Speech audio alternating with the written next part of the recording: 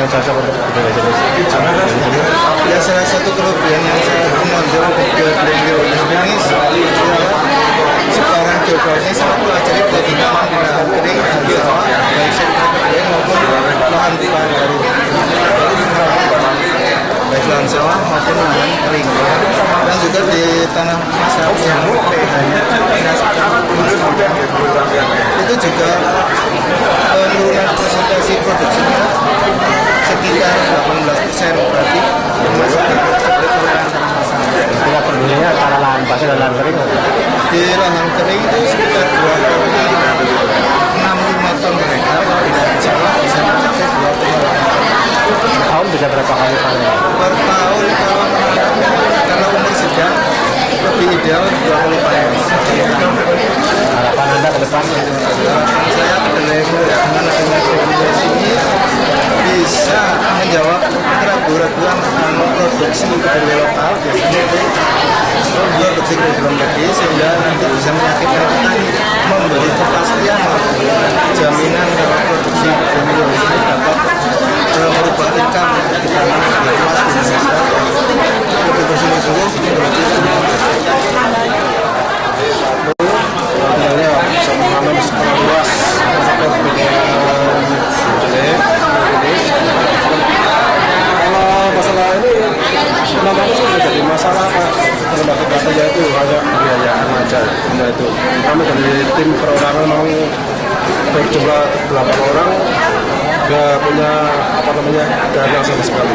Harapan pemerintah terlihat? Harapan pemerintah ya mohon dengan hormat dari Dinas Pertanian Pusat yang bisa membantu kami untuk memajukan masalah penanaman kedelai wilis, dan nantinya harus bisa ditanam di seluruh wilayah Indonesia, Pak. Kita berkumpul di sini ini sebenarnya untuk menyadari bahwa kita sudah punya sistem perlindungan varietas tanaman yang sudah berjalan lebih dari 4 tahun dan sudah banyak sertifikat HPPT yang kita keluarkan. Namun ini masih menurut saya masih belum optimal dimanfaatkan oleh para breeder.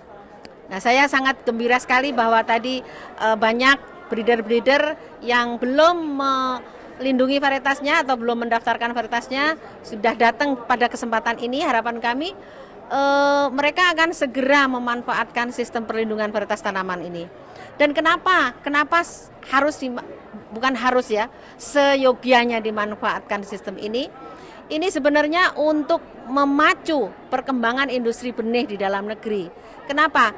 Kalau itu sudah dilindungi, maka si pemilik varietas ini akan dengan enak bekerja sama dengan pihak lain untuk memproduksi benihnya, ya. Jadi kalau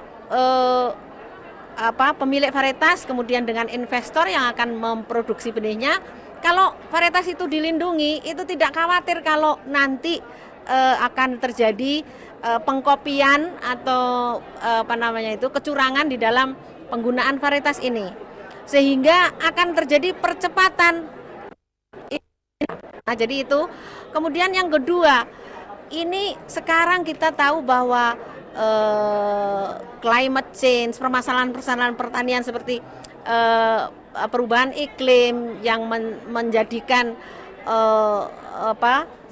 banjir di mana-mana, kekeringan di mana-mana, ya, bahkan hama penyakit yang sulit sekali untuk dikendalikan. Nah, ini adalah tantangan bagi breeder untuk menciptakan varietas-varietas baru. Jadi kami sistem ini sebagai sistem insentif yang mendorong para pemulia ini untuk selalu berkreasi. Dan satu contoh, saya sangat appreciate kepada pemulia perorangan yang menciptakan kedelai Moloya Wilis, ya, Sigit Prastowo. Jadi dia dengan tekun berusaha untuk menciptakan varietas baru kedelai karena melihat bahwa varietas baru di kedelai ini sangat diperlukan di Indonesia. Dan ini dengan biaya sendiri. Pak Sigit Prastowo saya sangat appreciate, dan mudah-mudahan investor melihat breeder-breeder yang begitu tekun dan menghasilkan varietas baru yang unggul, ini mudah-mudahan dilihat oleh investor dan kami sangat mengharapkan adanya seperti yang tadi dikatakan Pak Menteri, adanya participatory breeding atau pemulihan tanaman yang dipikirkan dan akhirnya dilaksanakan secara bersama-sama antara pemulia, kemudian investor yang punya uang, ya toh, dan juga sumber daya genetik, pemilik sumber daya genetik yaitu Pemda, ya. Jadi seperti itu, Pak. Untuk perorangan ini apa yang diusahakan kan modalnya cukup Ya. Nah ini memang kita berupaya untuk mempertemukan para breeder perorangan ini dengan investor. Nah, manakala memang kelihatannya tidak menarik untuk investor dan itu diperlukan untuk masyarakat seperti kedelai ini memang kurang menarik untuk investor karena produktivitas untuk menghasilkan benih ini relatif rendah sehingga kurang menguntungkan. Jadi hal-hal seperti ini tentunya nanti pemerintah akan melihat bahwa perlu adanya campur tangan pemerintah untuk mengangkat produktivitas kedelai di Indonesia ini. Lebih kan nanti targetnya. Betul ya. Jadi malah sebelum 2014 ya sudah swasembada kedelai diharapkan. Ya. Oke Pak, makasih.